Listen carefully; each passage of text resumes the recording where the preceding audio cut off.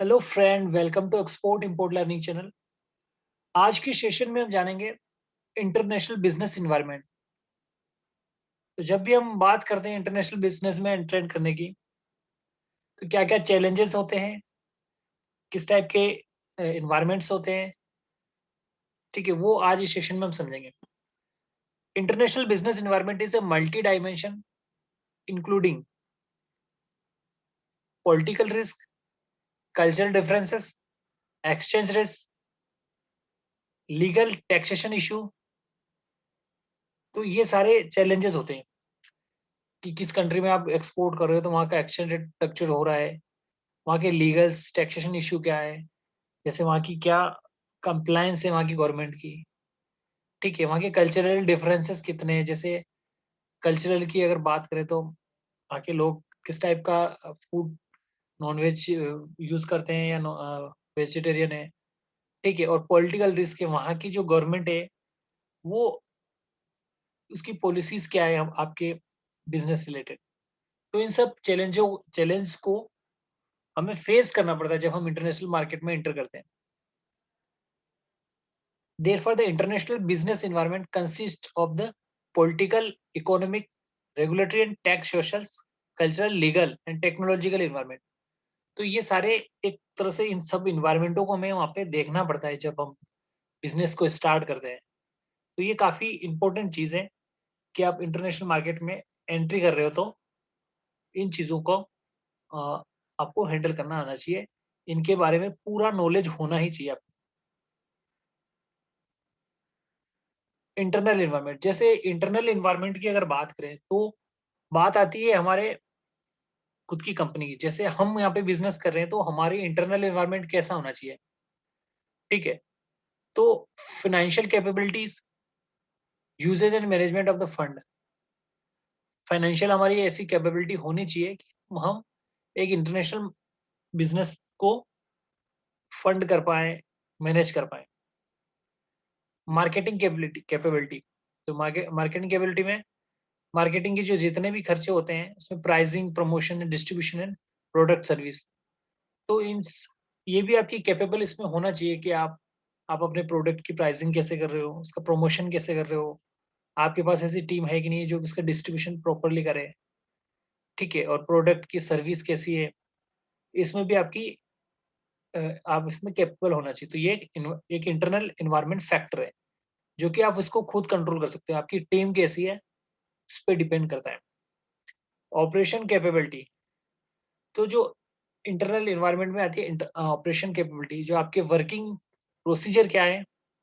For example material resources, employees. So material resources available है कि नहीं, जैसे फॉर एग्जांपल आप जो भी साबुन बनाते हो, जूता बनाते हो या गारमेंट्स बनाते हो, तो जो रॉ मटेरियल्स है वो आपके अवेलेबिलिटी आपकी कैसी है। अगर अवेलेबिलिटी नहीं होगी तो प्राइसेस हाई हो जाएंगे और आपके प्रोडक्ट की वैल्यू भी बढ़ जाएगी। तो इसकी भी हमें पूरा ध्यान रखना है कि जो सप्लाई है आपकी रॉ मटेरियल्स की वो होती रहे। एम्प्लॉइज एम्प्लॉइज कैसे हैं, एम्प्लॉइज का उनको कैसी ट्रेनिंग दी गई है, उनको क्या इंस्ट्रक्शन दिए गए हैं, किस प्रकार से काम कर रहे हैं। तो ये कैपेबल एम्प्लॉय टीम आपकी होनी ही चाहिए इस चीज के लिए। फोर्थ नंबर पॉइंट की अगर बात करें तो पर्सनल कैपेबिलिटी। तो यहाँ पे ह्यूमन रिसोर्सेज एंड स्किल की बात आती है। तो ह्यूमन रिसोर्सेज आपके पास अवेलेबिलिटी होनी चाहिए और वो स्किलफुल होनी चाहिए, उनको पूरा ट्रेन किया हुआ होना चाहिए, ठीक है? ये इंटरनल एनवायरनमेंट का एक बहुत बड़ा फैक्टर है जो कि हमें एक कंपनी को रन करने के लिए इन चीज़ों पे ध्यान देना पड़ता है। पॉइंट नंबर 5 की अगर बात करें, general management capability. General decision है, मैनेजमेंट है, वो कैपेबिलिटी भी होनी चाहिए। तो इसमें क्या-क्या चीज़ आएगा? इंटीग्रेशन, इंटीग्रेशन मतलब कि एक नेटवर्किंग के थ्रू एक दूसरे की जो डिपार्टमेंट है वो प्रॉपर्ली वर्क करनी चाहिए, इंटीग्रेटेड होके। जैसे एक्सपोर्ट डिपार्टमेंट का फाइनेंस से काम पड़ता है, ठीक है? और परचेज़िंग से काम पड़ता है, तो ये इंटीग्रेशन होना चाहिए। फिर coordination and direction for of the function capability toward the common goals. जो हमें कोऑर्डिनेशन भी करना है और डायरेक्शन भी देनी है, ठीक है? किस लिए? क्योंकि जो हमारा कॉमन गोल क्या है? आपकी कंपनी की सेलिंग अच्छी हो और आपका बिज़नेस बढ़े। तो उस कॉमन गोल जो हमारे बनाए गए हैं कंपनी मैनेजमेंट में, उसको फ़ोकस करते हुए हमें आपस में कोऑर्डिनेशन करना है। ये तो थे आपके इंटरनल एनवायरनमेंट, जो कि आप खुद इनको कंट्रोल कर सकते हो। आपकी टीम है कैसी है, ये सारी चीज़ें आपके हाथ में कंट्रोल कंट्रोल की। तो इंटरनल एनवायरनमेंट कंट्रोलेबल होती है, हम उसको कंट्रोल कर सकते हैं। अब एक्सटर्नल एनवायरनमेंट की बात करें तो यहाँ पे एक्सटर्नल एनवायरनमेंट में क्या होगा, ये थोड़ा अनकंट्रोलेबल होता है, ये हमारे हाथ में नहीं होता है। तो क्या होता है, पॉइंट नंबर 1 की बात करें तो micro environment, the micro environment, the including customer, supplier, reseller, competitor and general public. तो ये जो भी होते हैं, ये एक्सटर्नल होते हैं, इन पे हमारा कंट्रोल नहीं रहता है। फॉर एग्जांपल अगर कस्टमर की बात करें तो कस्टमर की जैसा प्रोडक्ट चाहेगा वैसा हमें करना पड़ेगा। सप्लायर की बात करें, जो हमारे ट्रांसपोर्टर हैं, वो कंट्रोलेबल नहीं होते, कभी-कभी अवेलेबल होते हैं, कभी-कभी अवेलेबल नहीं होते हैं। रीसेलर है, रीसेलर्स की जो भी डिमांड्स होती है उस हिसाब से हमें करना पड़ता है। कॉम्पिटिटर्स हैं जो हमारे सेम प्रोडक्ट को लॉन्च कर रहे हैं,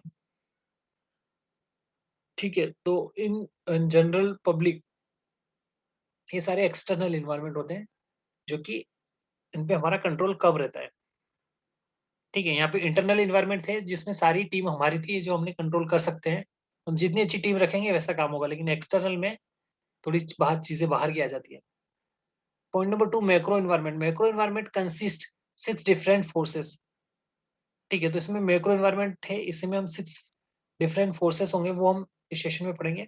demography, economic, political, ecological, social, culture and technological force. ये फोर्सेस होते हैं जो कि आपकी बिज़नेस की जो प्रोसेस है, उसमें हमें क्या चेंज लाना पड़ता है, इन चीज़ों के कारण ही अफ़ेक्ट करता है। मीन्स कि जैसी डेमोग्राफी की बात कर लो या इकोनॉमिक की बात कर लो, जिस कंट्री में आप एक्सपोर्ट कर रहे हो, जिस कंट्री में आप आपकी प्रोडक्ट की सेलिंग हो रही है, तो ये वो फोर्सेस है जो कि कंपनी के वर्क को इन्फ्लुएंस करते हैं, चेंजेस करते हैं, और हमें इनके अकॉर्डिंग चलना पड़ता है। This can be easily remembered, ठीक है? डीएसटीएफ मॉडल। तो डीएसटीएफ इसको हमने कह सकते हैं डेस्टेप मॉडल। डी से डेमोग्राफी, ई से इकोनॉमिक, पी से पॉलिटिकल, ई से इकोलॉजिकल, एस से social and culture and T से टेक्नोलॉजिकल। तो ये एक मॉडल बना गया, ठीक है? तो ये मैक्रो एनवायरनमेंट होता है, जिसके फैक्टर्स होते हैं, नॉन कंट्रोलेबल होते हैं। हमें अपने आप को इन फैक्टर्स के अकॉर्डिंग बनाना पड़ता है। बात करें इकोनॉमिक एनवायरनमेंट की, तो इकोनॉमिक एनवायरनमेंट एक ऐसा एनवायरनमेंट होता है जो कि डिपेंड करता है इन्फ्लेशन, इनकम और employment rate and unemployment rate, इस पे डिपेंड करता है। The economic environment refer to all the economic factor that affect the commercial and consumer behaviour, ठीक है? तो यहाँ पे समझने की बात है कि ये जो होता है, ये रिफर करता है इकोनॉमिक फैक्टर जो कि कमर्शियल और कंज्यूमर के बिहेवियर को अफेक्ट करता हूँ। The economic environment consists of different things of different people. For example, a farmer, the weather and price of fertilizer are important factor. For a farmer, the weather and prices of fertilizer is important. तो ये इन्होंने बहुत ही अच्छा example दिया कि एक किसान होता है, उसके लिए जो इम्पोर्टेंट चीज वो है कि उस मौसम कैसा है, और जो वो दवाइयाँ खरीद रहा है उनके प्राइसेस क्या है। तो इस टाइप का एग्जांपल के थ्रू हम ये समझ लेते हैं कि एक इकोनॉमिक एनवायरनमेंट क्या होता है, ठीक है? फॉर एग्जांपल हम किसी कंट्री में अपने एक्सपोर्ट का डिस्ट्रीब्यूट करें, डायरेक्ट एक्सपोर्ट करें या इनडायरेक्ट एक्सपोर्ट करें या थर्ड पार्टी एक्सपोर्ट करें, तो वहाँ पे इन्फ्लेशन रेट क्या है, वहाँ के लोगों की इनकम क्या है, ठीक है? वहाँ पे एम्प्लॉयमेंट रेट क्या है और अनएम्प्लॉयमेंट रेट क्या है, ये जो फैक्टर हैं, ये आपके बिज़नेस को अफ़ेक्ट करते हैं, तो हमें इन चीज़ों का ध्यान रखना है। बात करें टेक्नोलॉजिकल एनवायरनमेंट, तो टेक्नोलॉजिकल एनवायरनमेंट की अगर बात करें तो लेवल ऑफ टेक्नोलॉजी क्या है, ठीक है? The pace of technology changes, कि वहाँ पे टेक्नोलॉजी जो चेंज हो रही है उसके साथ हम चल पा रहे हैं कि नहीं चल पा रहे हैं, ठीक है? टेक्नोलॉजिकल ट्रांसफर, टेक्नोलॉजी ट्रांसफर वहाँ पे हो रही है कि नहीं हो रही है? आर-एन-डी कैसी है? रिसर्च एंड डेवलपमेंट कैसा है? ठीक है, उसके अकॉर्डिंग ही हमें अपने आप को बनाना पड़ेगा। देखा कि वहाँ पे जो R&D एक हमसे काफ़ी आगे है, तो फिर हमारा प्रोडक्ट वहाँ पे कम्पीट नहीं कर पाएगा।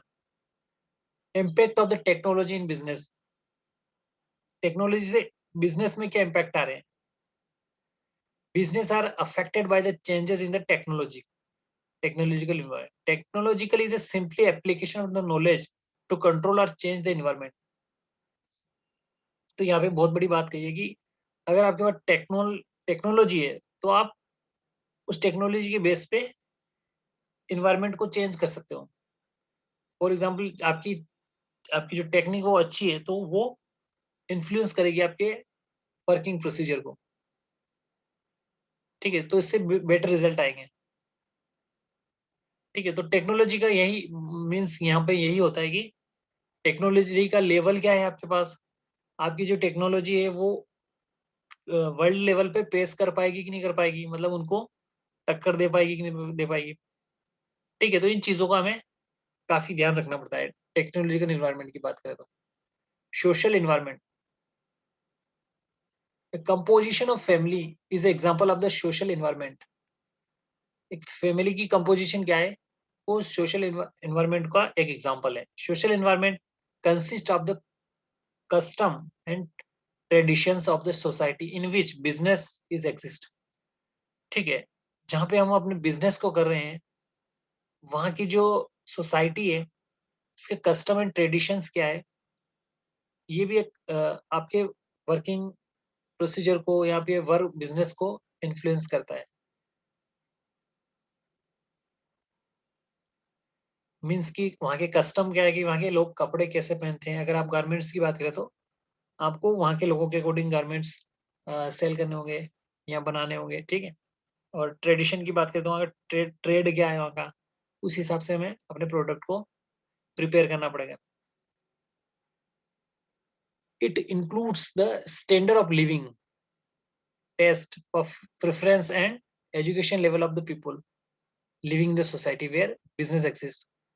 तो जहाँ पे भी हम बिजनेस कर रहे हैं वहाँ पे हमें ये देखना है कि वहाँ का लिविंग स्टैंडर्ड कैसा है, अर्बन है या विलेजर है या अर्बन है। ठीक है, उसके बाद टेस्ट क्या है, वो लोग किस चीज़ों को पसंद करते हैं, वो किस चीज़ों को प्रेफरेंस करते हैं, वहाँ के लोगों का एजुकेशन लेवल क्या है। ठीक है, सोसाइटी में लिविंग स्टैंडर्ड क्या है। तो ये एक सोशल इन्वायरमेंट होता है, जहाँ पर भी आप बिजनेस कर रहे हो, आपको इस चीज़ के एनालिसिस करना होता है। बात करें demographic environment, the demographic environment is include such factor age age, distributions, birth, death, immigration, martial status, sex, education, religion, affections, and geographic dispersion characteristics. These are the used to segment the purpose। ठीक है, तो demographic environment में जो हमारा business अगर हम वहाँ पे रन कर रहे हैं, तो हमें अपने बिजनेस के कस्टमर को सेगमेंट कर सकते हैं, एज वाइज कर सकते हैं। ठीक है, एक डेमोग्राफी लेवल पे segmentation of the business we can segment on the basis of वहाँ की एजेस क्या है, लोग मतलब किस एज के लोग ज्यादा हैं। ठीक है, बर्थ रेट क्या है, डेथ रेट क्या है, इमिग्रेशंस कितने हैं, मतलब बाहर से लोग कितने आ रहे हैं, मार्शल स्टेटस क्या है, उन लोगों के अकॉर्डिंग अपने प्रोडक्ट का प्रोडक्ट को सेलिंग की एनालिसिस कर सकते हो। सेक्स और एजुकेशन, वहाँ पे सेक्स रेशियो क्या है। ठीक है, लोगों की एजुकेशन कैसी है, किस धर्म के लोग हैं, मतलब ये भी एक मैटर करता है कि कुछ जैसे बात करें वेजिटेरियन नॉन वेजिटेरियन की, तो कहीं भी अगर देखें तो रिलीजियंस का बात आ जाती है, तो वो भी हमें एनालिसिस करना है। जियोग्राफिक डिस्पर्शन, ठीक है, जियोग्राफिक बेस पे लोगों की प्रिफरेश किस चीज़ों को प्रेफर करते हैं, तो हमें अपने कस्टमर का एक सेगमेंटेशन करना है इन पॉइंट्स को देखते हुए। तो ये डेमोग्राफिक इन्वायरमेंट की में आता है। ठीक है, जब भी हम अपने प्रोडक्ट का इंटरनेशनल मार्केट में लॉन्च करते हैं या सप्लाई करते हैं, तो ये बहुत बड़ा फैक्टर होता है कि जिस कंट्री में आप इसको कर रहे हो वहाँ पे ये जो फैक्टर है इनको कंसिडर करना ज़रूरी है। पॉलिटिकल एंड लीगल इन्वायरमेंट, तो ये भी एक बहुत बड़ा फैक्टर होता है। जिस कंट्री में आप जा रहे हो वहाँ की पॉलिटिकल लीगल रूल्स क्या है, कंप्लायंस क्या फुलफिल करने हैं, वो हमें ध्यान देना है। The political legals environment is the combination of a lot of factors such as the current political party in power, कि अभी करंट में वहाँ पे कौन सी पॉलिटिकल पावर है, वो बिजनेस को बढ़ावा देती है या कुछ फैसिलिटी देती है, इंसेंटिव देती है, प्रमोट करती है। तो वो पॉलिटिकल पार्टी वहाँ पे कौन है, कैसी है, मतलब किस टाइप की है, वो भी हमें एक फैक्टर है जिससे हमारा बिजनेस अफेक्ट करता है। The degree of politicisation of the trade and industries, ठीक है, the efficiency of the current government policy, current legal framework and the public attitude toward the economy. तो ये चीज हमें देखना है वहाँ पे कि पॉलिटिशियन की ट्रेड इंडस्ट्रीज में क्या व्यूज हैं, उसकी करंट गवर्नमेंट की क्या एफिशिएंसी है, और गवर्नमेंट की पॉलिसीज क्या है, जो इंपोर्ट की बात करें या फिर एक्सपोर्ट की बात करें, तो करंट लीगल लीगल जो फ्रेमवर्क है एक्सपोर्ट के वो क्या है वहाँ के, पब्लिक एटीट्यूड कैसा है इकोनॉमिक को लेके। इस चीज का फैक्टर काफी इन्फ्लुएंस करता है इंटरनेशनल बिजनेस को। The law which are the pass by the government for the business operation is the called legal environment, ठीक है। तो लीगल इन्वायरमेंट किसे कहेंगे हम यहाँ पे, जो भी रूल्स गवर्नमेंट ने बिजनेस ऑपरेशन के लिए लागू कर दिया है वो लीगल इन्वायरमेंट हो गया। In every country the government regulate business activities, हर कंट्री में गवर्नमेंट बिजनेस एक्टिविटी को रेगुलेट करती है। This regulator of the government are considered as a legal environment. In practice legal and regulatory goes hand in hand. तो ये जब जैसे जैसे सरकार चेंज होती है ये पॉलिसी भी चेंज हो जाती है एज पर पॉलिटिकल व्यू बात करें तो। ग्लोबल इन्वायरमेंट की अगर बात करें तो ये बहुत ही इंपॉर्टेंट है जब भी हम इंटरनेशनल बिजनेस को व्यू करते हैं, ठीक है, एक लॉन्ग व्यू देते हैं, तो हमें ये पॉइंट भी कंसिडर करना होता है कि ग्लोबल इन्वायरमेंट में क्या क्या फैक्टर अफेक्ट कर सकते हैं बिजनेस को। Reduce the risk of human health and environment through reducing the eliminating productions. तो यहाँ पे ये कि जैसे आप जिस चीज का भी प्रोडक्शन कर रहे हैं उससे पॉल्यूशन तो नहीं होगा, इससे ह्यूमन हेल्थ इफेक्ट तो नहीं होगी, ठीक है, जो वेस्टेज है वो केमिकल तो नहीं है। तो ये ग्लोबली हमें प्रोटेक्ट करना है ग्लोबली, मतलब कह सकते हैं कि सोशल वेलफेयर टाइप की चीजें है। इसके अलावा use and release of persistent organisms polluted and their wastage, ठीक है, and reduce the risk of human health. ऐसी कोई चीज हमें नहीं बनानी जिससे कि ह्यूमन हेल्थ को रिस्क हो। इसके अलावा environment through the sound management of chemical wastage in global concern, जो भी ग्लोबल मैनेजमेंट में अर्थ को सेव के लिए रूल्स बनाए गए उनको फॉलो करना है, उनसे बाहर नहीं जाना है। इसके बाद रॉ मटेरियल्स अवेलेबिलिटी की बात करें तो ग्लोबली हमें ये भी देखना है कि रॉ मटेरियल्स अवेलेबल है या नहीं है वहाँ पे।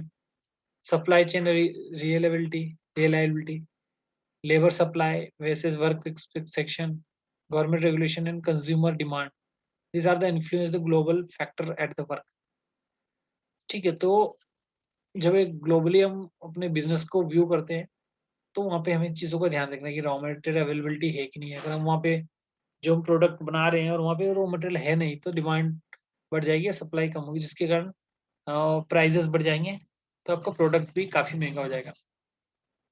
सप्लाई चेन रियलिटी, सप्लाई जैसे आपकी कंपनी ऐसी जगह होनी चाहिए जहाँ से कि आप सप्लाई पूरी तरह से कर पाओ अपने प्रोडक्ट की और उस प्रोडक्ट को हर जगह पहुंचा पाओ।